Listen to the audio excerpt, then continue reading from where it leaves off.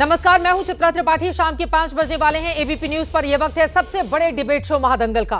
बटेंगे तो कटेंगे का जो नारा योगी आदित्यनाथ ने 2 महीने पहले दिया था, वो इस समय उत्तर प्रदेश से लेकर महाराष्ट्र तक सबसे ज्यादा चर्चा का मुद्दा बना हुआ है।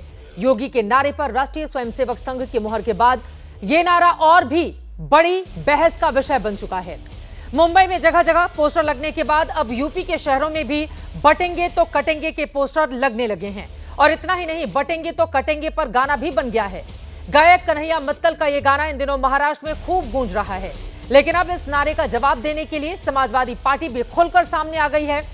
लखनऊ में समाजवादी पार्टी के कार्यकर्ताओं ने इस नारे के खिलाफ पोस्टर लगाए हैं और हिंदुओं की एकता की जगह पीडीए की एकता की बात कही है। पीडीए यानी कि पिछड़ा, दलित और अल्पसंख्यक, जिनके सहारे यूपी में अखिलेश यादव की पार्टी नंबर 1 बनी। समाजवादी पार्टी का दावा है कि पीडीए नहीं बटेगा। वहीं दूसरी ओर अखिलेश यादव के चाचा शिवपाल यादव भी इस मुद्दे पर काफी ज्यादा आक्रामक दिखाई दे रहे हैं। जब उनसे बटेंगे तो कटेंगे का सवाल पूछा गया तो उन्होंने जवाब दिया कि पीडीए न तो बटेगा न ही कटेगा, बल्कि जो ऐसी बातें करेगा वो बाद में पिटेगा। ऐसे में सवाल यह है कि क्या महाराष्ट्र से लेकर उत्तर प्रदेश तक के चुनाव में बटेंगे तो कटेंगे पर ही आर पार होगा? क्या यही इस चुनाव का सबसे बड़ा मुद्दा होगा? सवाल यह भी है, क्या बटेंगे तो कटेंगे का नारा, पोस्टर और गाना लगाएगा चुनाव में सटीक निशाना? सवाल यह भी कि बटेंगे तो किसके वोट बढ़ेंगे और किसके घटेंगे? और सवाल यह भी है, क्या बटेंगे तो कटेंगे का नारा हिंदुत्व की राजनीति का नया चैप्टर है? आज की बहस की शुरुआत से पहले महादंगल की यह रिपोर्ट देखिए।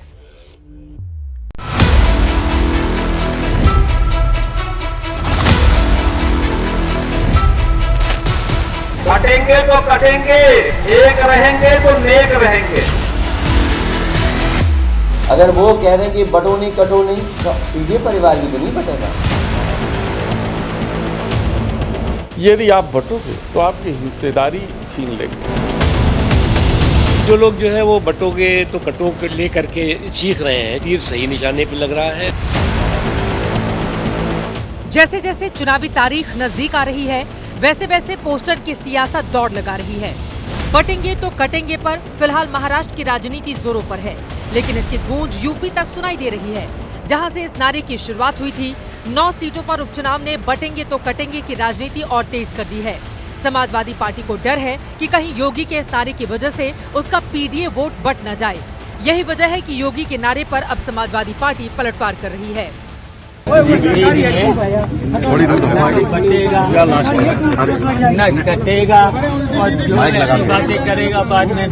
तो हम तो खुद कहेंगे पीडीओ के साथियों के लिए, यदि आप बटोगे तो आपकी हिस्सेदारी छीन लेंगे, और यदि आप बटोगे तो आरक्षण छीन लेंगे आपका।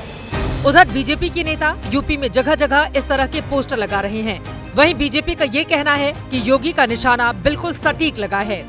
योगी आदित्यनाथ जी का जो बटोगे तो कटोगे वाला संदेश है, उसका तीर जो है वो सही निशाने पे लगा है। इसीलिए जो है वो चोट भी वहीं लगी है और चीख भी वहीं से निकल रही है। और जो लोग जो है वो बटोगे तो कटोगे ले करके चीख रहे हैं, चिल्ला रहे हैं, वो इस बात का प्रमाण है, इस बात का प्रतीक है कि तीर सही निशाने पे लग रहा है। लोकसभा चुनाव में जिस तरह समाजवादी पार्टी ने पीडीए का प्रयोग करके उत्तर प्रदेश में बीजेपी को पीछे छोड़ दिया, उसके बाद मुख्यमंत्री योगी आदित्यनाथ ने बांग्लादेश में हिंदुओं पर हो रहे अत्याचार के नाम पर बटेंगे तो कटेंगे का नारा बुलंद किया। ये नारा जाति को पीछे छोड़कर हिंदुओं को एकजुट करने के लिए दिया गया और हरियाणा चुनाव में इसका असर भी दिखा, जहां पिछड़े मतदाताओं के साथ ही बीजेपी को गैर जाटव वोट सर्वाधिक मिले, जिसके बाद बीजेपी ने ऐतिहासिक जीत हासिल कर ली। हरियाणा का प्रयोग सफल होने के बाद अब महाराष्ट्र और यूपी के उपचुनाव में भी बीजेपी इस नारे को दोहराना चाहती है।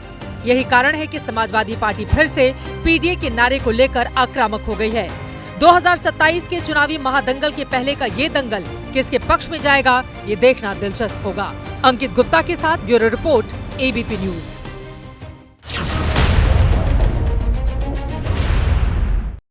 2027 के फाइनल के पहले का ये सेमीफाइनल है, जिसके लिए पार्टियां जोर लगा रही हैं और यहां पर जाति वर्सेस धर्म की राजनीति का पूरा तड़का लगाया जा रहा है। खास मेहमानों की मौजूदगी है, उनका परिचय आपसे करवा देती हूं। हमारे साथ इस वक्त अनुराग भदौरिया जी जुड़ चुके हैं, समाजवादी पार्टी के आप प्रवक्ता हैं। रत्नाकर त्रिपाठी जी, राजनीतिक विश्लेषक, आपको टीवी स्क्रीन पर दिखाई दे रहे हैं। इसके अलावा हमारे साथ अजय आलोक जी, भारतीय जनता पार्टी के राष्ट्रीय प्रवक्ता, भी जुड़ चुके हैं। संगीत रागी जी, आप आरएसएस के विचारक हैं, राजनीतिक विश्लेषक हमारे साथ मौजूद हैं, और अनुराग भदौरिया जी भी हमारे साथ जुड़े हुए हैं। लेकिन सबसे पहले आपसे ही शुरुआत करते हुए अजय आलोक जी, मेरा सीधा सा ये सवाल है, अब शिवपाल यादव का बयान आया है आपके बटोगे तो कटोगे वाले डायलॉग पर, जो लगातार बीजेपी के नेता हर जगह बोलते हुए दिखाई दे रहे हैं। वो कह रहे हैं कि बटोगे कटोगे का नारा जो देगा वो पिटेगा भी चुनाव में। तो उनके इस आरोप पर, उनके इस बयान पर क्या है आपका जवाब, अजय आलोक जी? देखिए, पिटना दो तरीके से होता है। एक तो आप किसी को हाथ पैर से पीट देते हैं, जो समाजवादी पार्टी की संस्कृति रही है, किसी को गोली मार के पीट देते हैं, जो उनकी संस्कृति रही है, और हमारी संस्कृति रही है कि हम जनतांत्रिक तरीके से चुनावों में पीटते हैं। तो चुनाव होने दीजिए, 9 तारीख को, जब 20 तारीख को, जब 23 को रिजल्ट आएगा, उत्तर प्रदेश में कौन पिटता है ये पता चल जाएगा। लेकिन एक बात तो तय है, अगर हम ये नारा दे रहे हैं कि बटोगे तो कटोगे, हम हिंदुओं को नहीं, हम देश के लिए भी बोल रहे हैं बटोगे तो कटोगे। इनको हिंदुओं पे टारगेट करने की क्या जरूरत है कि हम हिंदुओं के लिए नारा दे रहे हैं? कि मुसलमान को जब ये कहते हैं कि एक भी मुसलमान का वोट बटना नहीं चाहिए, जब खुलेआम ये कहते हैं कि ना ओवैसी को दो ना किसी को दो, ये लोग सब बी टीम है, सी टीम है, तो उस वक्त इनको देश की याद नहीं आती है। योगी जी का नारा बटोगे तो कटोगे ऐसी मिर्ची लगी है कि जिसको देखिए वो उछल रहा है। कभी उछल उछल के कह रहा है कि जो ऐसी बात करेंगे वो बाद में पीटेंगे। हम तो सीधा कह रहे हैं कि देश भी नहीं बटना चाहिए, हिंदू भी नहीं बटनी चाहिए, क्योंकि डेमोग्राफी बदल रही है। झारखंड में 1991 में जहां 4%, 9%, फिर आप बोल रहे हैं कि हिंदू वोट बटे नहीं, इस वजह से ये नारा है। बिल्कुल नारा नहीं। पहले खुद तो तय कर लीजिए कि ये नारा किसके लिए है। बिल्कुल नारा नहीं है। देश नहीं बटे उसके लिए है या बिल्कुल तय किया हुआ है। ये नारा है हिंदू ना बटे और देश ना बटे, ये उसी के लिए। हिंदू नहीं रहेगा तभी ये देश रहेगा, बिना हिंदुओं के ये देश नहीं रहेगा। चित्रा जी, ये तय बात है। और जिनको ये समझ में नहीं आता है, 25 करोड़ मुसलमान है, वो कहां जाएंगे अजय आलोक? मुसलमान को कौन भगा रहा है भाई? कौन भगा रहा है उनको? मुसलमान भी तो इसी देश के हिस्सा है। लेकिन सच्चाई है कि बहुसंख्यक हिंदू है और वो रहेगा, वो सुरक्षित रहेगा, तभी देश भी सुरक्षित रहेगा। और इसीलिए ये नारा बिल्कुल उपयुक्त है कि बटोगे तो कटोगे और नहीं बटना है। अनुराग भदौरिया जी, सीधे आपके पास आते हुए, अब तो बीजेपी के तमाम नेता यही बोल रहे हैं कि ये जो नारा है, निशाना बिल्कुल सटीक जगह पर लगा है और इसी वजह से खलबली मची हुई है सामने वाली पार्टी में। देखिए, भारतीय जनता पार्टी के पास कोई भी मुद्दा नहीं है। सवाल यह है कि आप जब देश की बात करते हो, राष्ट्र की बात करते हो, क्योंकि हम लोग तो राष्ट्र की बात करने वाले लोग हैं, तो जब राष्ट्र की बात करते हो तो उसमें हिंदू, मुस्लिम, सिख, ईसाई, अगड़ा पिछड़ा सभी आते हैं ना। तो देश तो सभी का है। इस आज़ादी के आंदोलन में ऐसा कौन व्यक्ति था जिसने देश की आज़ादी के लिए लड़ाई नहीं लड़ी? और वो जो लोग हैं उनका सभी का देश है, ये राष्ट्र सभी का है। अब वो भारतीय जनता पार्टी उनके हित की बात नहीं कर रही है। जैसे मैंने आपको बोला ना, जो महिला समस्या या किसान या युवाओं की समस्या पे बात नहीं कर रही है, वो बात कर रही है, उससे लग रहा है कि ये सब तो हमने कुछ किया नहीं, कुछ काम तो हमने किया नहीं, कुछ डेवलपमेंट की बात तो की नहीं, तो डिवाइड एंड रूल को करना चाहती है। जिस तरह से बटोगे तो कटोगे, अनुराग भदौरिया काटना चाहती हो, वो कह रहे हैं कि बटेंगे तो कटेंगे, आप बोल रहे हैं पिटेंगे। आप भी तो वही कर रहे हैं ना, आप कौन सा अलग कर रहे हैं? नहीं, उनको नहीं, हम कुछ अलग क्या करना है उसमें भाई? यही लोग चिल्ला रहे हैं बटेंगे तो कटेंगे, क्यों चिल्ला रहे हैं भाई? और उसका समर्थन दे रहे हैं सभी। कभी आरएसएस समर्थन देती है, कभी उनके नेता समर्थन देने लगते हैं। सवाल है कि आप राष्ट्र की बात नहीं कर रहे हो, आप भारतीय जनता पार्टी की बढ़ने की बात कर रहे हो। इसलिए आपको कह रहा हूं कि आप राष्ट्र की बात करते हो तो कम से कम राष्ट्र के बारे में सोचते। आप बीजेपी के बारे में सोच रहे हो, इसलिए कह रहे हैं समाजवादी लोग राष्ट्र के बारे में सोच रहे हैं। हम हमेशा कहते हैं ये गुलदस्ता है, यहाँ सभी विभिन्न जाति धर्मों के लोग हैं, अनेकता में एकता है, क्योंकि सभी लोग यहाँ रहते हैं, मिलकर रहते हैं और मिलकर राष्ट्र को आगे बढ़ाते हैं। तीन की हिस्सेदारी की बात हो रही है, लेकिन आप बोल रहे हैं कि गुलदस्ता सबका है। अजय आलोक जी, आपकी बातों पर जवाब दे रहे हैं, फिर आप प्रतिक्रिया दीजिएगा। अजय आलोक जी बोलिए। नहीं, पीडीए का बता दूं, पीडीए का बता दूं। एक बार उनकी बात हो जाए, देश की आजादी के साथ आसानी रहेगी उनको जवाब देने में। इस देश की, चित्रा जी, इस देश की आजादी के साथ इस देश को बांट दिया गया था। इस देश की आजादी के साथ इस देश को बांट दिया गया था क्योंकि दो व्यक्तियों में सनक थी प्रधानमंत्री बनने की, और देश को धर्म के आधार पर इस देश को बांट दिया गया था, हिंदुस्तान और पाकिस्तान। और आज भी इसी तरह की कोशिशें चल रही हैं। जब ये बांटने की बात करते हैं, कभी क्षेत्रवाद की तरफ से कि साउथ में रेवेन्यू ज्यादा है, साउथ वालों को रेवेन्यू नहीं देना चाहिए, कभी धर्म के आधार पर बांटने की कोशिश ये लोग करते हैं, कभी भाषा के आधार पर बांटने की कोशिश करते हैं, कभी कांग्रेस की तरफ से बयान आता है कि साउथ के लोग ऐसे लगते हैं, महाराष्ट्र के लोग इटली वाले लगते हैं, तो कोई कहीं के लगते हैं। हर चीज में ये बांटने की कोशिश करते हैं। तो ऐसे समय में, आज की परिस्थितियों में, अगर हम कहते हैं बटोगे तो कटोगे, तो ये सच्चाई है कि बटोगे तो कटोगे। अनुराग भदौरिया की पार्टी हो चाहे कांग्रेस पार्टी हो, हाँ। इनको बांटने के अलावा इस देश में ये वाली सच्चाई तो आपको अरे इन्होंने तो जाति में बांट दिया, यादव जाति का पूरी ठेका लेके समाजवादी बैठ गए। हाँ, 24 में आपकी सीटें जब कम हो गई तब आपको अंदाजा हुआ कि भैया बटोगे तो कटोगे। अगर इतना ही ये नारा इंपॉर्टेंट है इस देश के लिए, देश की एकता के लिए, उसकी इंपॉर्टेंस को बनाए रखना है, तो आपको भी तो ये तभी याद आया ना। अब हरियाणा में अपनाया गया, वहां कामयाब रहा, तो महाराष्ट्र में लेकर अब उपचुनाव में पहुंच गए उत्तर प्रदेश। लेकिन अनुराग भदौरिया जी, पहले आप बयान दे दीजिए, उसके बाद में जाती हूँ बाकी लोगों के पास। हाँ, अनुराग भदौरिया जी, आप लोग भी तो पीडीए कर रहे हैं ना, तो वो ध्रुवीकरण की सियासत करते हैं, आप जातिकरण की सियासत करते हैं। हाँ, नहीं, पीडीए तो राष्ट्र की बात करता है, राष्ट्र को आगे ले जाने की बात करता है। पिछड़ा, दलित, अल्पसंख्यक, अगड़े पिछड़े, आदि आबादी, जो लोग पीछे रह गए समाज के अंदर में, जो समाज पीछे रह गए, उस समाज को हमें आगे लाना है, उसको मुख्य धारा में शामिल करना है, बराबरी पे लेके खड़ा करना है, तभी तो राष्ट्र आगे बढ़ेगा। अगर राष्ट्र में कुछ लोग आगे जा रहे हैं और जो पीछे छूट गए, अगर वो भी उनके साथ आ जाएंगे, सोचो हमारा देश कितना आगे चला जाएगा। अगर देश में 4-5 लोग अगर आगे हैं, अगर हम 5-6-7 लोग समाज के लोग पीछे, उनको भी आगे ले जाएंगे तो 10 लोग होंगे ना। अरे तो पूरा का पूरा देश कितना आगे चला जाएगा। हम जो गरीबी देखने के लिए जाति देखने की क्या जरूरत है? गरीबी आपको नजर नहीं आती है, गरीबी देखने के लिए क्या हमको जाति का चश्मा पहनने की जरूरत है? यही तो बड़ा सवाल है। बाकी लोगों की भी प्रतिक्रिया में ले लेती हूँ, उसके बाद में संगीत रागी जी सीधे आपके पास आते हुए। अब अनुराग भदौरिया अपनी पीडीए की अलग परिभाषा दे रहे हैं, ठीक है, आप बोल लीजिएगा, बाकी लोगों की भी टिप्पणी में ले लेती हूँ संगीत रागी जी। लेकिन ये बातें आप लोगों को भी तो तभी याद आई ना, जब चुनाव सिर पर है और लग रहा है कि ये वाला नारा तो काम कर जाएगा, हिंदुओं को एकजुट करो, अगर वो बट गए तो बड़ा नुकसान कर देंगे। नहीं, बिल्कुल आपने सही कहा चित्रा जी, बात सही है कि 2024 के चुनाव ने इस देश की आंखें खोल दी हैं, और कम से कम हिंदू समाज की आंखें तो जरूर खोल दी हैं।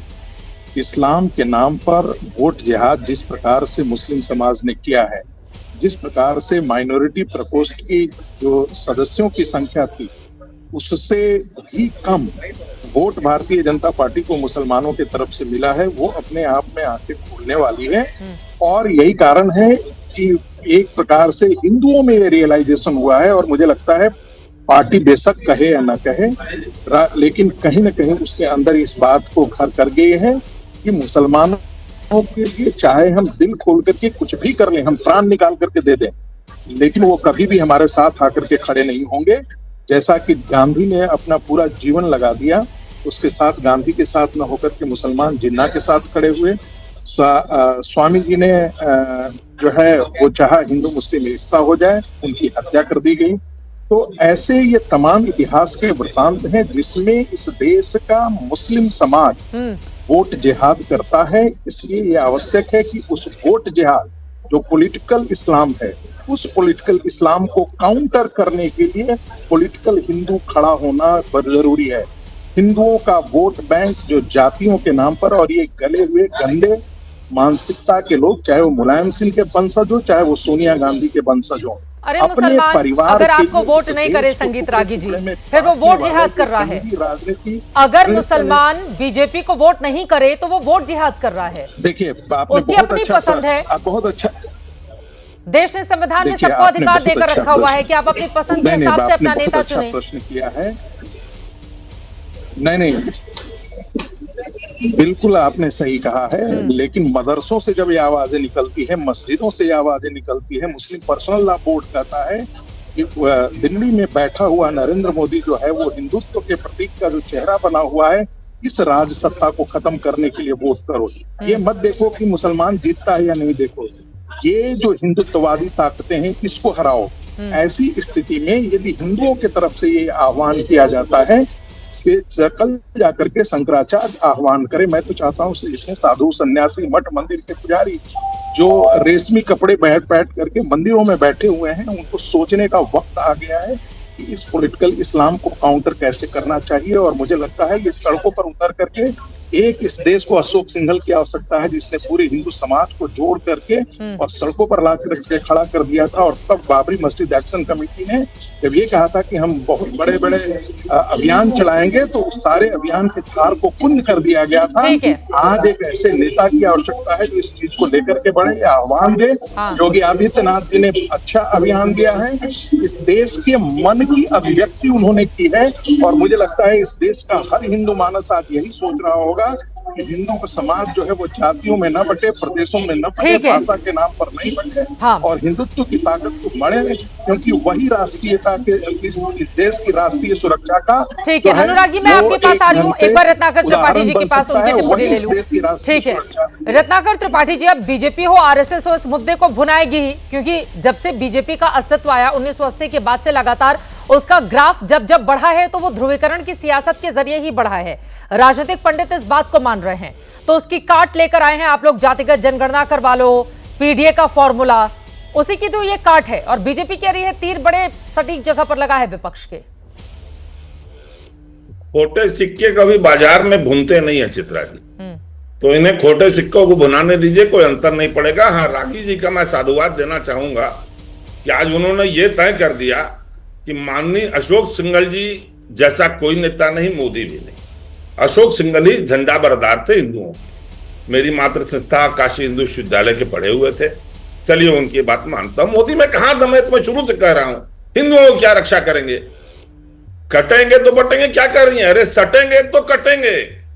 देखिए ना, उत्तर प्रदेश में सट गए तो मोहित पांडे चिन्हट थाने में कट गए, मार डाल दिए गए। अब बताइए कटे कि नहीं कटे? ब्राह्मण थे इसलिए जोगी जी उसके घर नहीं गए, उनके मरे हुए जिसकी हत्या हुई है उसके परिवार को अपने आवास से बुलाते हैं, 10 लाख का चेक देते हैं। आप मुझे बताइए, अगर चिन्हट थानेदार ने उसको मारा नहीं तो 10 लाख का चेक कैसा? और अगर मारा तो चिन्हट वालों के घर पे बुलडोजर क्यों नहीं? और कोई मर गया उसके परिवार को घर पे बुलाया जाता है। नफरत है ना ब्राह्मणों से, जाति की गणना क्यों बात हो रही है? देखिए, विवेक तिवारी मारा गया था लखनऊ में, उसके परिवार वालों को भी योगी जी ने घर पे बुलाया था। आप मुझे बताइए, अब बटेंगे? अरे बुलाया था सर, यूं न करिए। डीएम कंपाउंड कानपुर में महिला की लाश 6 फुट नीचे गाड़ दी जाती है। मुसलमान था क्या वहां पर? जब भी आप भाजपा से सटेंगे तो कटेंगे। अजय आलोक जी धमका रहे हैं ना, हिंदू बहुसंख्यक है, अगर हिंदू ठीक नहीं रहेगा तो कोई ठीक नहीं रहेगा। वाह महाराज, आपको जो बहुसंख्यक होता है उसको अल्पसंख्यक की रक्षा करनी चाहिए कि धमकाना चाहिए? आप यहां खड़े खड़े धमका रहे हैं कि हिंदू रहेगा तो रहेगा, नहीं रहेगा नहीं रहेगा। और आप इतिहास लिखते लिखते थक गए हैं अजय आलोक जी, आप लिख नहीं पाए हैं। हाँ। 2 लोग की सनक से भारत बटा, लिख दो ना भाई कहीं पे, लिख नहीं पा रहे हो, क्योंकि पूरे स्वतंत्रता आंदोलन में आपकी जो 27 जून 2023 से मातृ संस्था हुई है ना भाजपा, वो कहीं थी नहीं, संघ कहीं थी ही नहीं। अभी भी देखिए ना, राष्ट्रीय स्वयंसेवक संघ के कार्यकारिणी के सदस्य माननीय इंद्रेश कुमार जी अभी परसों करेंगे हजरत निजामुद्दीन की दरगाह पर जियारत, दीपों की जियारत करेंगे, दिवाली मनाएंगे वहां पर। तो ये कंफ्यूज लोग हैं चित्रा जी, इन्हें पता ही नहीं क्या करना है। कभी हिंदू पे दौड़ते हैं, कभी मुसलमान को मारने दौड़ते हैं, कभी। और जातिगत जनगणना क्यों नहीं होनी चाहिए? जाति इस देश का सत्य है, आप मुझे बताइए है कि नहीं? यहाँ आप कॉलम में जाति लिखवाते हैं, धर्म लिखवाते हैं, तो उसकी जनगणना क्यों नहीं होनी चाहिए? हाँ। आप इस बात को मुतमईन रहिए, आप जाति की जनगणना कराएं न कराएं, हाँ। जाति जनगणना एक छद्म रूप से सामने है, सामने आ जाएगी। ठीक है, अजय आलोक जी से मैं जवाब ले लेती हूँ, अनुराग जी उसके पास, उसके बाद मैं आऊंगी आपके पास। बोले अजय आलोक जी, एक एक करके कई सवाल उन्होंने दागे हैं। ये कह रहे हैं कि बहुसंख्यकों को अल्पसंख्यकों की रक्षा करनी चाहिए। इतिहास उठा के देख लीजिए कि सिर्फ हिंदू बहुसंख्यक देश ने ही अल्पसंख्यकों की रक्षा की है। सिर्फ, मैं फिर कह रहा हूं, सिर्फ हिंदुओं ने ही रक्षा की है। और इसीलिए आज यहां भारत का मुसलमान बहुत आराम से रहता है। नहीं तो उठा के देख लीजिए, उठा के बीच में नहीं बोलिए, मैं बोल रहा हूं। उठा के इतिहास देख लीजिए कि जहां जहां बहुसंख्यक मुसलमान रहे, उन्होंने अल्पसंख्यकों को खत्म कर दिया। अरे बगल में उदाहरण है आपके, पाकिस्तान, बांग्लादेश, क्या हो रहा है हिंदुओं के साथ? लेबनान ले लीजिए, लेबनान छोड़िए, हटाइए ये सबको, लेबनान ले लीजिए। लेबनान में सीरिया से आए हुए मुसलमानों के पहले ईसाइयों की संख्या 52% थी, अब मुसलमानों की संख्या 38% थी, और आज लेबनान इस्लामिक देश हो गया। कैसे हुआ? दारुल इस्लाम बनाने की एक जो फितरत है ना, दारुल इस्लाम बनाने की, कि हर जगह इस्लाम हो, यह फितरत गंदी है। अब भारत को अभी ये लोग दारुल फरब मानते हैं, लैंड ऑफ कॉन्फ्लिक्ट, जहां पे थोड़ी ताकत आ गई है, और उसी ताकत से और ताकत बढ़ाते हुए इसको भी इस्लामिक राष्ट्र बनाना चाहते हैं क्या? और आपके जैसे जयचंद उसको सपोर्ट करते हैं। तो मुझे दुख होता है कि हिंदुओं के इसी कमजोरी के कारण भारत का विभाजन हुआ था। अब भी नहीं चाहते ना, तो सही में बटेंगे और कटेंगे, और कटने में सबसे पहले आप लोग रहेंगे। जो आज मलहम लगा रहे हैं ना, काटने की जब बारी आएगी सबसे पहले आप ही लोग को काटेगा। अनुराग भदौरे जी, देखिए बीजेपी अपना अगर ये इतिहास नारा दे देखते रही हुए, है, अपना ठीक वर्तमान है, देखते हुए, उसके चारों पीछे तरफ की देखते बड़ी हुए वजह तब भी ये नहीं है ना, समझ में आता। क्योंकि कई ऐसे मुस्लिम बहुल इलाके हैं जहां पर विकास का कामकाज खूब किया गया है, वहां पर जितनी भी सरकारी सुविधाएं थी वो सब दी गई हैं, लेकिन वहां से अगर बीजेपी को एक भी वोट नहीं मिलता है, इसका सीधा मतलब ये निकाला जाएगा कि मुसलमानों से को भाई विकास से तो कोई लेना देना नहीं है। क्योंकि कई ऐसे गांव हैं, कई बड़े बड़े केंद्रीय मंत्री भी जुड़े, उन्होंने कहा कि मुस्लिम बहुल इलाकों में हम लोगों ने खूब विकास का काम करवाया, लेकिन जब वोट देने की बारी आई तो उनमें से एक भी वोट इन लोगों को नहीं मिला। इसी वजह से ये लोग ये नारा दे रहे हैं, ये बता रहे हैं कि मुसलमानों को कामकाज से कुछ लेना देना ही नहीं है, वो धर्म के आधार पर एकजुट हो जाते हैं। देखिए, उत्तर प्रदेश में 2017 में समाजवादी ने बहुत काम किया, एक्सप्रेसवे बनवाया, मेट्रो बनवाई, 1090 बनवाया, पार्क बनवाए, स्टेडियम बनवाए, समाजवादी पेंशन दी, लैपटॉप दिए फ्री में। आप बताइए, हमने जहां से एक्सप्रेसवे बनाया, अगर हम चुनाव हार गए तो क्या कहेंगे उत्तर प्रदेश में लोग? अगर हम वहां पे चुनाव, हम सत्ता में दोबारा नहीं आए तो हम लोगों को दोष देने लग जाएं, ये बोलने जाए यहाँ पे इस जाति के, इस धर्म के लोग रहते हैं। ये बीजेपी क्या हो गया बीजेपी को, मतलब कमाल है। दूसरी बात, एक चीज याद रखिए आलोक जी, ना हिंदू बनेगा ना मुसलमान बनेगा, इंसान की औलाद है, इंसान बनेगा। इस हिंदुस्तान की खासियत ये रही है कि यहाँ इंसान हमेशा पैदा हुए हैं और इंसान ने हमेशा पूरे विश्व को उन्होंने राज किया है और विश्व को आईना दिखाया है। हम विश्व गुरु इसीलिए कहे जाते थे। दूसरी बात आपने बोली, मैं पूछना चाहता हूं, उत्तर प्रदेश के अंदर में लखनऊ में अमन गौतम नाम का दलित व्यक्ति है, लड़का, एक पुलिस पकड़ के ले जाती है, पीट के मार देती है। कौन था वो? क्या हुआ उसके लिए? किसको आपने जेल में डाल दिया दोबारा? या जिनकी बात कर मोहित पांडे, जिसको पुलिस ने पकड़ के मार दिया, पानी मांग रहा था, उसको आपने जेल में बंद कर दिया। जेल में क्या, थाने में, और वो पानी मांगता रहा, पानी दे दो, पानी दे दो, पानी तक आपने नहीं दिए। इतने निर्दयी हो जाएंगे, इतने कठोर हो जाएंगे। कौन था मोहित पांडे, जिसे पानी तक नहीं पिला पाया? आप नसीब नहीं हो पाएगा थाने के अंदर और वो दम तोड़ देगा। ये आपने कानून व्यवस्था बना रखी उत्तर प्रदेश के अंदर में, ये आपका धर्म की राजनीति है।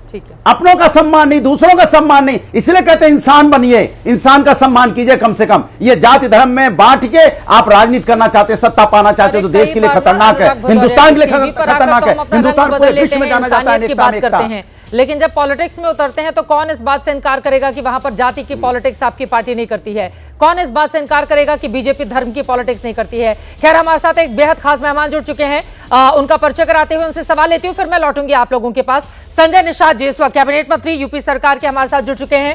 संजय जी, एबीपी न्यूज पर आपका बहुत बहुत स्वागत है। और बड़े बड़े होर्डिंग्स लगा दिए गए हैं लखनऊ की सड़कों पर, मतलब पाट दिया गया है। मुख्यमंत्री आवास के बाहर, अखिलेश जी के दफ्तर के बाहर, खुद आपके आवास के बाहर, वहीं दूसरी तरफ राज्यपाल के घर के बाहर 27 के खेवनहार हैं आप। तो ये 2 सीटों पर जो आप लगातार कोशिश कर रहे थे, कामयाबी नहीं मिली, तो आंखें दिखा रहे हैं बीजेपी को।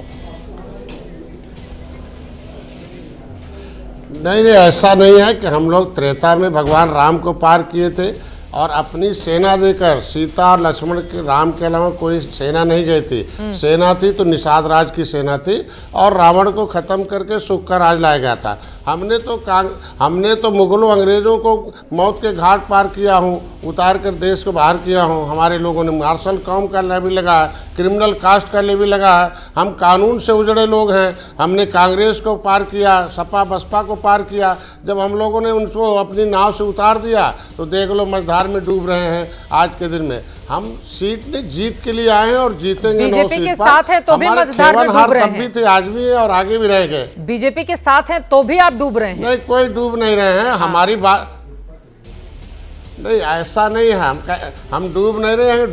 डुबाने वाले ये लोग थे कि जमुना उस पार जो है दिल्ली में निषाद जो है अनुसूचित जात में है, उत्तर प्रदेश के इस पार को इन लोगों ने पिछड़ी में डाल दिया। दिल्ली के केंद्र के हम संविधान के गजट में हम अनुसूचित है, सुरक्षित है, और सपा बसपा ने, कांग्रेस ने मिलके इनको ओबीसी में डालकर इनकी सुरक्षा छीन लिया। अगर जो छीनने वाले हैं तो ये डुबाया तो हमारे लोगों को उत्तर प्रदेश में है। सारे नौकरियों पर, सब क्षेत्रों में लोगों ने कब्जा कर लिया। अगर हमें दिल्ली का, केंद्र का मिला हुआ अनुसूचित जात का प्रमाण पत्र मिला होता तो मेरे लोग भी एसपीआईजी डीआईजी होते, मेरे लोग भी संविधान। संजय निषाद जी, इस वक्त भले ही आप काला चश्मा लगाकर एबीपी न्यूज पर बैठे हुए हों, लेकिन आंखें बीजेपी को आप खूब दिखा रहे हैं। अब देखिए कैसे अलग अलग तरह के नारे लगाए जा रहे हैं आपके समर्थकों की ओर से। 27 का नारा, निषाद है सहारा, खेवनहार आपका नाम लिया जा रहा है। तो मतलब पूरी तैयारी आपने भी कर ली है कि आपके बिना बीजेपी का काम चलेगा नहीं उत्तर प्रदेश में? आप देख, नहीं, किसी का काम नहीं चलेगा। जिसने जिसने निषादों को धोखा दिया है वो धोखा खाया है।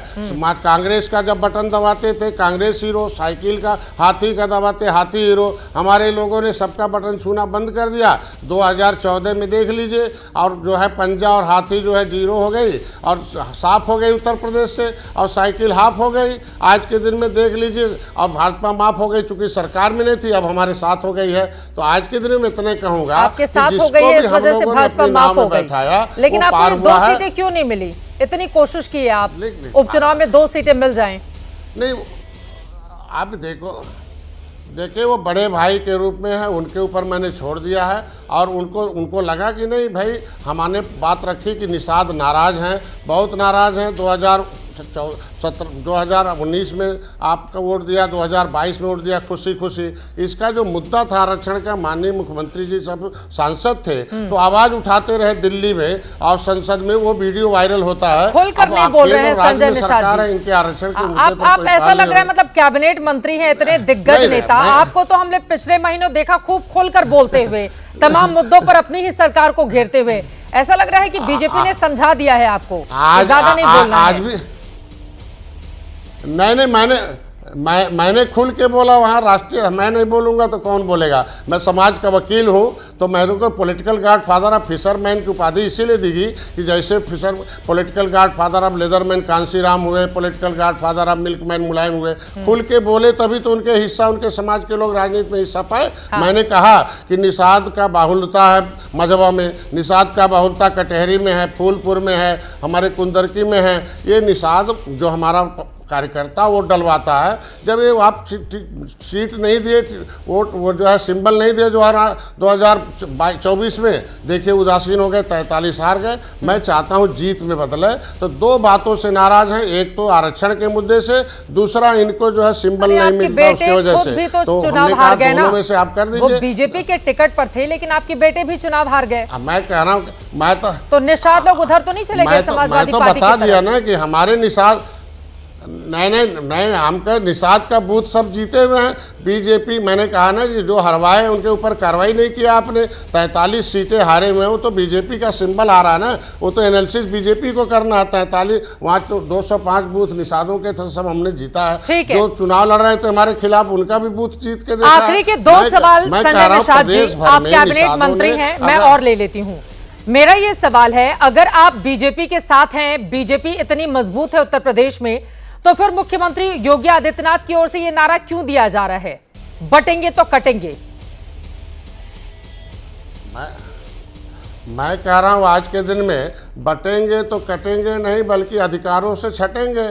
यही देख लीजिए किस तरीके से हम बटे हुए हैं, केवट मल्ला बिंद कश्यप कहार धीवर में। यही हमारे हिंदू बटे हुए थे, तो देख लो कैराना में और मुजफ्फरपुर का दंगा देख लीजिए, कैसे मुसलमान कटते थे। पहले देख लीजिए बटते थे तो वो सरकार में आते थे, और मुसलमान बेचारे और गरीब जो है आपस में हिंदू मुसलमान राइट होता था, कटते थे। तो हम कह रहे हैं कि उनकी सरकारें आती है तो हिंदू मुसलमान राइट होता, हमारी सरकार आती है तो सब लोग राइट हो जाते हैं। कोई दंगा करने के लिए तैयार नहीं है, क्योंकि योगी की सरकार है, वो कैसे उनको सिखाती है कि दंगाई कैसे हैं, अपराधी कैसे हैं, माफिया कैसे हैं, उनके खिलाफ कैसे कड़ी कार्रवाई होती है। उत्तर प्रदेश के बारे में सब लोग जान गए। लेकिन इसके साथ ही सवाल ये भी पूछे जाते हैं कैबिनेट मंत्री जी, हम लोग जीतेंगे जब पुलिस हिरासत में मौत हो जाए और 16 दिन में 2-2 जिसके आरोप समाजवादी पार्टी आप लोगों पर लगा रही है, कौन है इसके लिए जिम्मेदार? फिर हम कहते हैं इससे पहले अखिलेश निषाद की मौत का जिम्मेदार कौन था? जब हम रेल आंदोलन में थे तो जिम्मेदार वो है ना। और मरा अखिलेश निषाद, 302 का मुलजिम हमें बनाया गया। जाति के नाम पर पिटाई होती थी निषादों को, महीनों दिन बेचारे खाना नहीं खाए। तो ये बताइए, क्या अपना हक मांगना क्या गुनाह है? क्या उनके समय में दंगे नहीं होते थे? क्या जो है जवाहर जो है घटना, जवाहर बाग वाला मथुरा में आप देख लीजिए, 1 लाख की हत्या देख लीजिए, किस तरीके से होता रहा उस समय। देखिए इस समय हम कह रहे हैं, माननीय योगी जी को मैं बधाई दूंगा कि जो भी इस तरह की घटनाएं होते हैं तुरंत उस पर संज्ञान लेते हैं, उसमें जांच कराते हैं, जो होता है उसे कड़ी कार्रवाई करते हैं। हम कहते हैं समय आने पर होता, आप देख लो किस तरीके से कार्रवाइयां हुई हैं पहले से ढेर। देखिए यहाँ पर अखिलेश यादव की पार्टी के नेताओं ने पोस्टर लगाए हैं, न बटेंगे न कटेंगे। 2027 को नफरत करने वाले हटेंगे, ये पोस्टर्स लगाए गए हैं। और शिवपाल यादव कह रहे हैं कि न बटेंगे न कटेंगे, उधर वाले पिटेंगे। तो उसके मतलब ऐसे लोगों को बदले की कार्रवाई की जाती थी, कैसे पीटे जाते थे। जब हाथी आती थी तो साइकिल वाली पर SC ST लगता था, साइकिल आती थी तो SC ST के लोग पीटे जाते थे बेचारे, कैसे पीटे जाते थे उत्तर प्रदेश पता था। इसीलिए तो 30 साल हाथी आए, साइकिल आए, साइकिल आओ, हाथी आओ। अब जब निषाद जा गए 18%, वो कहते हैं इनको हटाओ और उत्तर प्रदेश में शांति लाओ, अपना अधिकार पाओ। इनको हटाओ, फिर सरकार बनाओ, अपना अधिकार पाओ। अब दीपावली के बाद भारतीय जनता पार्टी ने बड़ा फैसला लिया है कि निषादों के हितों के लिए आरक्षण के मुद्दे पर बैठक होगी। अब बैठक होते ही देखिएगा निषाद समाज किस तरीके से खुशी में लहर आएगी कि इनके जो आरक्षण के मुद्दे हैं कि उत्तर प्रदेश में जो असुरक्षित है, दिल्ली में सुरक्षित है। उत्तर प्रदेश में 31 दिसंबर 2016 को राज्यपाल ने हमें OBC के लिस्ट से निकाल दिया है। हम लटकू राम नहीं रहेंगे, अब संविधान में मिला हुआ हिस्सा मिलेगा। तो निषाद भी अब नहीं बटेंगे और ये बटने नहीं देंगे और मतलब 2024 लोकसभा का नतीजा भी इस रूप में दिखने लगा है कि आप लोगों को लेकर अब सरकार एक बैठक करेगी। मेरा आखिरी सवाल है मंत्री जी आपसे, मेरा ये सवाल है, ये जो 9 सीटों पर उपचुनाव हो रहे हैं, इसमें जो दर्द है वो आपके दिल में है सीट नहीं मिलने का, और ताकत के साथ NDA जा रहा है चुनावी मैदान में, या फिर अब की बार बड़ी मुश्किल है सरकार, जैसा कि उधर वाले नारा दे रहे हैं? नहीं, मेरे दिल में अपने समाज का दर्द है जो एकदम झोपड़ी झोपड़ी में है, सताए जाते हैं। 15,000 से ऊपर उत्तर प्रदेश के निषादों के ऊपर SC ST है। हम संविधान में मझवार, गौड़, तुरैया, खरवार, बिलदार, खरोड़, कोली 7 नामों से अनुसूचित जात में हैं। बाप का मझवार का बना हुआ हजारों मझवार बनवा दिया था और सपा की सरकार थी उसे कटवा दिया। मैं कहता हूं, जब मैं खुद संविधान में अनुसूचित जात में हूं, हमारे ऊपर अनुसूचित जात का मुकदमा क्यों होगा भाई? आज के दिन में हमारे लोग, अगर देखिए आरक्षण अवसर है, बड़ा घोड़ा और कमजोर घोड़े का हिस्सा खा जाता है, तो हमारा हिस्सा इसलिए खा रहे हैं कि हमें आरक्षण नहीं मिला।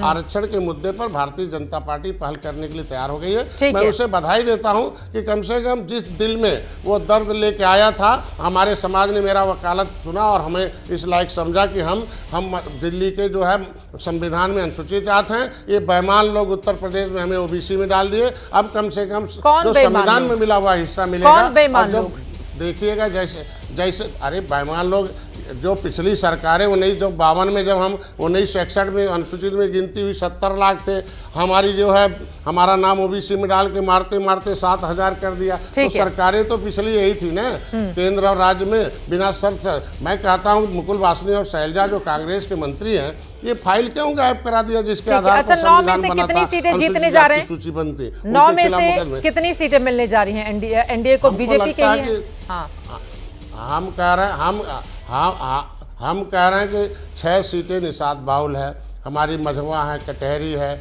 हमारा जो है फूलपुर है, हमारा कुंदरकी है। ये ऐसी सीटें जो है, हमारा जो वहाँ जो है गाजियाबाद का है, ये सारी सीटें जो है, मीरापुर में कश्यप उधर हैं, इधर निषाद केवट मल्लाह बिंद है। ये सारे लोगों का एक ही मुद्दा है, आरक्षण। आरक्षण का मुद्दा सुनने के बाद सारे कार्यकर्ता खुश हैं। हमको लगता है दीपावली बाद बैठक के बाद एक वोट निषाद दे देगा। मैंने पूछा कितनी जीतेंगे, आपने कहा कि बहुल हैं, ये नहीं बताया कितनी जीतेंगे। ठीक है, बहुत बहुत धन्यवाद संजय निषाद जी आपका ABP न्यूज से जुड़ने के लिए। अब 6 सीट हमारी निषाद बाहुल से बधाई देता हूं, कम से कम 6 सीटें निषाद बाहुल है, उस पर हम अपनी जिम्मेदारी लेता हूं। लेकिन भारतीय जनता पार्टी जो हमारी अभिभावक के रूप में है, वो जिम्मेदारी निभाए और हमारी बैठक करा के इनकी समस्याओं के समाधान का पहल करे। बहुत धन्यवाद आपका ABP न्यूज से जुड़ने के लिए और आज के इस महत्वपूर्ण विषय पर चर्चा करने के लिए। यकीनन संजय निषाद के जरिए एक अलग तरह की राजनीति उत्तर प्रदेश में इस वक्त देखने को मिल रही है। जाति में बटा हुआ वोट जिसको जोड़ने की कोशिश इस वक्त भारतीय जनता पार्टी की ओर से की जा रही है। एक बार फिर से अपने तमाम मेहमानों का रुख करते हुए सबसे पहले अनुराग भदौरिया जी, आप लगातार हाथ उठा रहे हैं स्क्रीन पर, बोल लीजिए, आपने उनके आरोपों को सुना, क्या है जवाब इस पर? देखिए संजय निषाद जी के अंदर इतना दर्द है कि उन्होंने सत्ता की गोली खा ली है, तो दर्द को किसी तरह शांत करके बैठे हैं। लेकिन वो जो गोली होती है उसका असर कुछ समय तक ही होता है ना, फिर उनका दर्द बाहर आ जाएगा। वो चुनाव में दिखेगा। साफ साफ कह रहे हैं कि वो आप कितनी सीटें जीतेंगे, आपने पूछा, वो बताने को तैयार नहीं, और गिना दिया ये 6 सीटें हैं, इसका मतलब 6 सीटें तो हम देख ही लेंगे। हम देख लेंगे, दर्द अंदर है, अब समझ जाओ क्या देख लेंगे वो आपको रिजल्ट में पता चल जाएगा जो देखेंगे। दूसरा, मैं उनसे बता दूं ना, पहले भी हमने बोला था, फिर बोलेंगे, ना हम बटेंगे ना हम कटेंगे। आने वाले दिनों में भारतीय जनता पार्टी को सत्ता से हटाएंगे और राष्ट्र को बचाएंगे। ये हमारा सीधा सा बात है। जो भारतीय जनता पार्टी समझ सकती है तो समझे, नहीं समझ सकते तो राष्ट्र तो हमें समझ ही रहा है ना, क्योंकि हम तो राष्ट्र के मुद्दों पे काम करने वाले लोग हैं। दूसरी बात, जैसे आपने बार बार संजय निषाद को कोचने की कोशिश की, बताइए कुछ तो बोलिए, कुछ तो बोलिए, कुछ तो बोलिए, लेकिन वो कहाँ बोलेंगे? वो इतना दर्द लिए हुए हैं कि किसी तरह से बैठे हैं। आप पूछ रहे तो दर्द छिपाए बैठे थे, आप पूछ रहे थे उनका दर्द रह रहे के पेट के अंदर से, सीने से होते हुए चेहरे पे, क्योंकि मजबूर दल है ना, तो है कर रहे थे, वो अंदर दर्द लिए थे, ऊपर मतलब मजबूरी इतनी है। इसलिए कहते हैं ना, इंडिया गठबंधन और एनडीए गठबंधन में फर्क। एनडीए गठबंधन जो है ये मजबूर दलों का गठबंधन है, मजबूर में है कर रहे थे, अभी है करके गए ना, बता के गए ना, है करके। एक बात उन्होंने सही नहीं बताई, इसलिए नहीं बताई कि वो बीजेपी, उनको पता है बीजेपी हारने जा रही है, 9 की 9 सीटें बीजेपी हार रही है, इसलिए वो सीट नहीं बता पा रहे हैं। हम तो कह रहे हैं डंके की चोट पे, हम 9 की 9 सीटें जीत रहे हैं, डंके की चोट पे बोल रहे हैं। वो बोल नहीं पा रहे डंके की चोट पे, क्योंकि उन्हें पता है कि वो कोई वोट नहीं दे रहा है। लेते हुए भी देखा था, उत्तर प्रदेश में 403 सीटें हैं, और जब बड़े बड़े नेता आके हम ही लोगों के मन से कहते थे कि 400 सीटें हमारी आ रही हैं, 3 विपक्षी दलों को दे रहे हैं, क्योंकि हम विपक्ष को कमजोर होते नहीं देखना चाहते।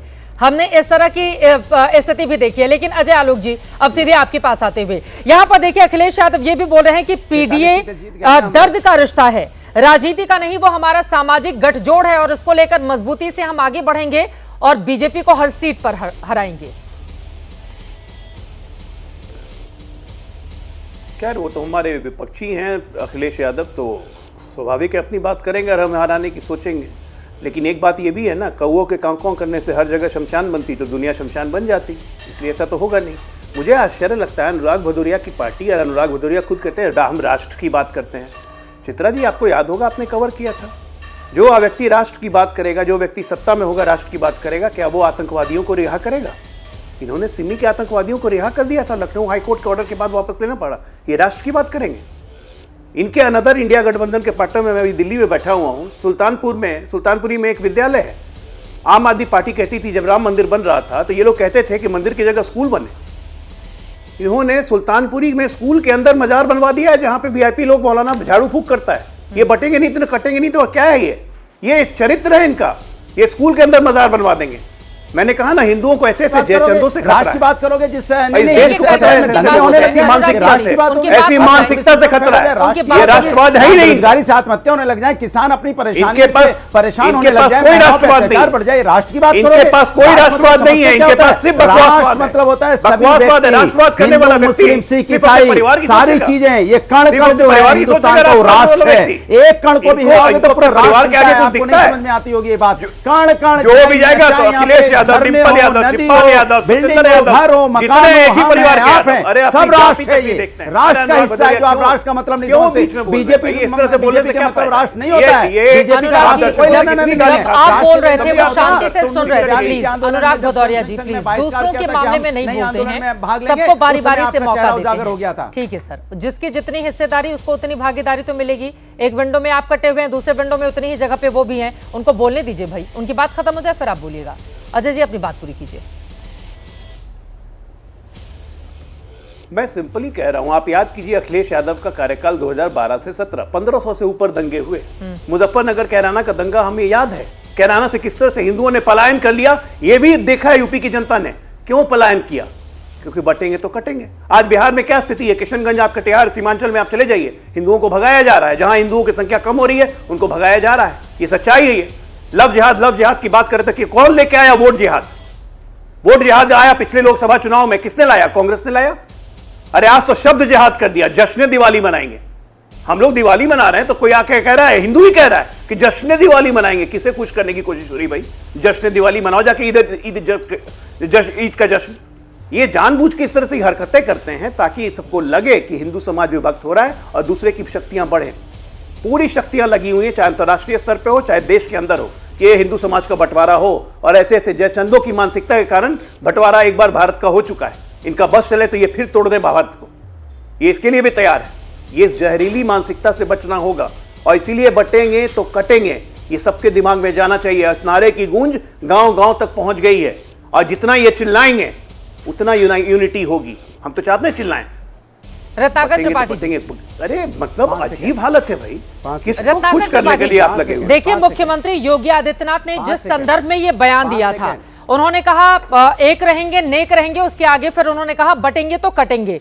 और अगर बांग्लादेश का मामला ले लें या कई ऐसे हिस्से हैं जहां पर लगातार जो अल्पसंख्यक आबादी है, बांग्लादेश में तो हिंदुओं के साथ जो बर्ताव हो रहा है, कल ही एबीपी न्यूज ने रिपोर्ट चलाई है कि वहां पर कैसे हिंदू अल्पसंख्यकों को बड़ी तादाद में सड़क पर उतरकर अपनी सुरक्षा की मांग करनी पड़ी है।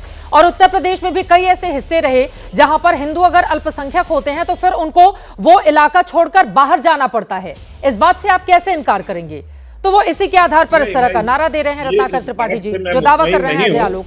हाँ चित्रा जी, आपकी इस बात से मैं मुतमईन नहीं हूँ। अभी तक बांग्लादेश में किसी हिंदू के ऊपर आंदोलन करने को लेकर बुलडोजर नहीं चलाया गया। यहाँ तो आदमी निकलता है, बुलडोजर चला दिया जाता है। और ये जो स्वघोषित पृथ्वीराज चौहान बने हुए हैं, इनके कार्यकाल में संजोगिता को कानपुर के डीएम कंपाउंड में 6 फुट का गड्ढा खोद के डाल दिया जाता है मार करके।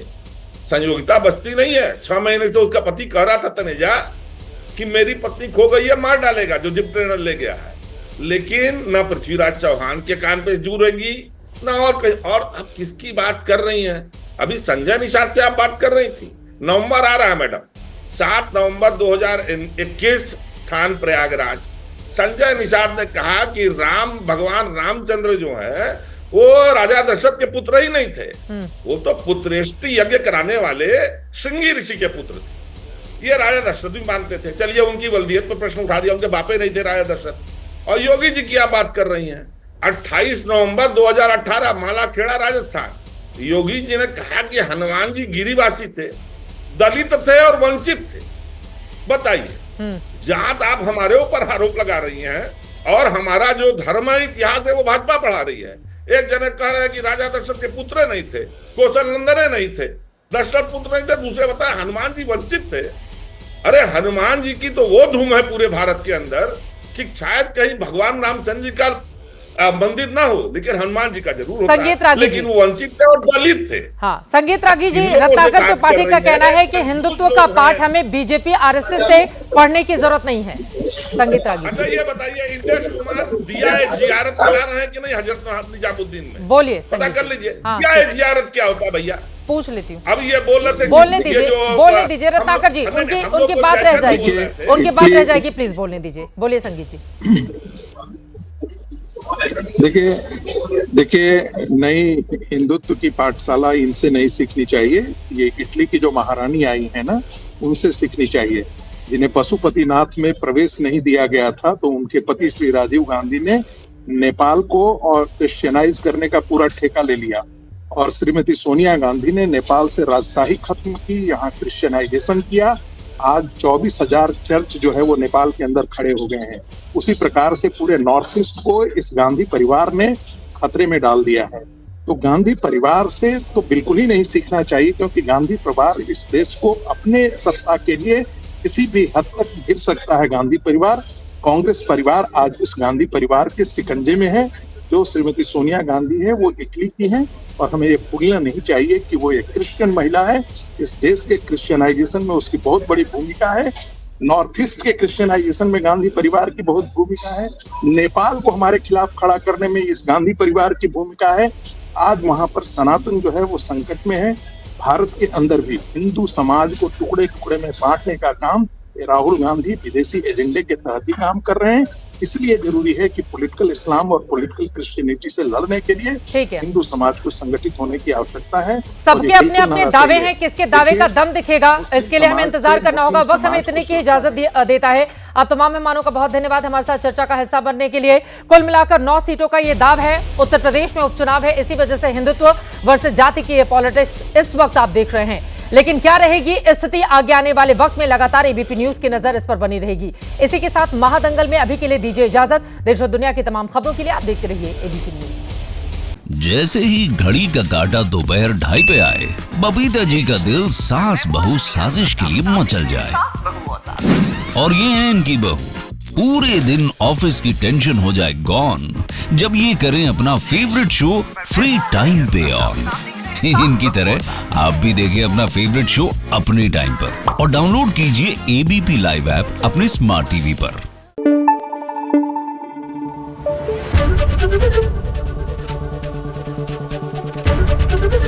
एबीपी न्यूज आपको रखे आगे।